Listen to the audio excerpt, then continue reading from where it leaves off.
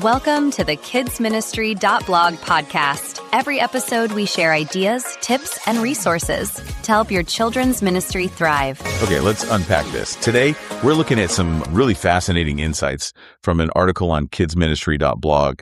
Our mission here is really to explore how you keep volunteers truly engaged, not just, on Sundays, but all week long.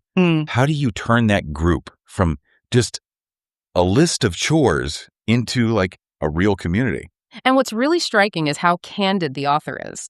They admit they started out just, quote, barking orders in the group chat, which unsurprisingly led to people checking out. It really makes you ask, how do we move away from just tasks? How do we build that genuine connection and honestly stop people burning out? This applies way beyond ministry too, right? Absolutely. And the author saw it fast. The original group text, purely transactional.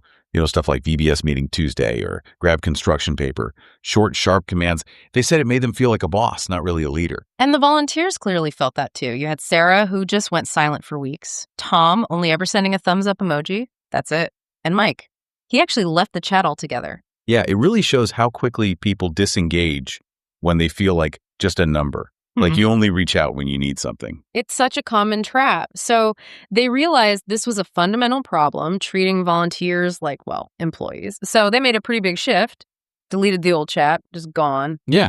And started a new one, completely fresh. And that first message in the new chat, that's key. It wasn't an order. It was a picture of a kid, Marcus, who was finally joining in. And the caption was basically, "You guys are literally changing this kid's life." Wow. Straight to the heart, right? Yeah. From task to actual impact. Exactly. And the change in response was like instant. Sarah sent heart emojis. Tom piped up saying Marcus had asked about a lesson. Jessica shared that Marcus's mom mentioned he was talking about church at home. See, suddenly it feels like talking to friends, as the author put it, not like getting work emails, because the focus shifted completely to the why, the difference they were making together. Yeah, that purpose element is huge.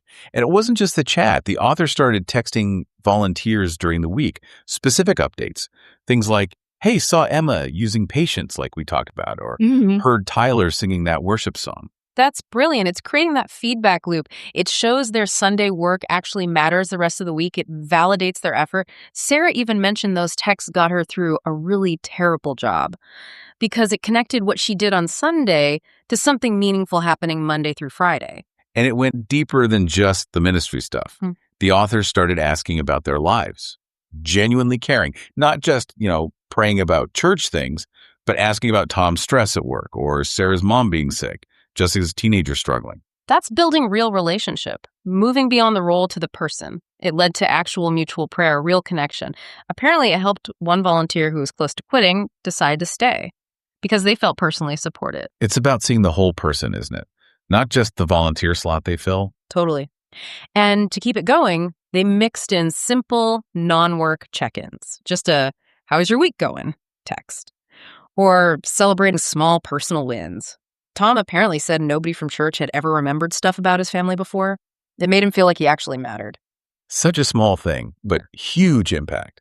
They also sent midweek encouragement, especially like on those tough Wednesdays, hump day texts.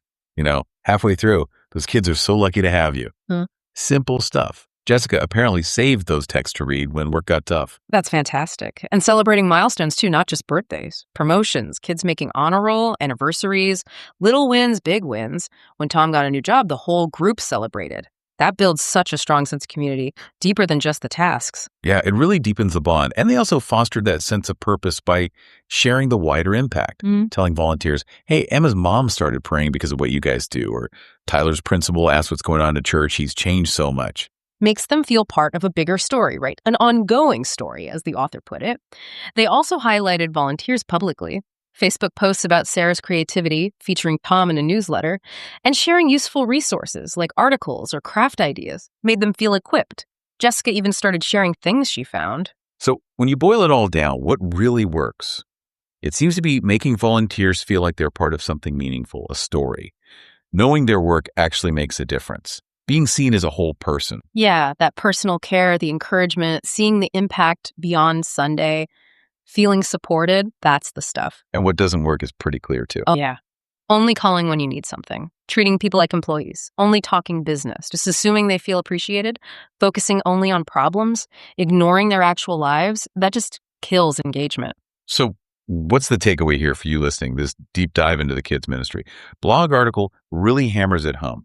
Genuine engagement. It's not about managing tasks better. It's about building real, authentic relationships, cultivating that sense of belonging. Exactly. And if you zoom out, it's a powerful lesson in just human connection, way beyond the specific context. Think about Sarah going from silent to engaged, Tom moving past emojis to sharing stories, Mike even wanting back in the chat.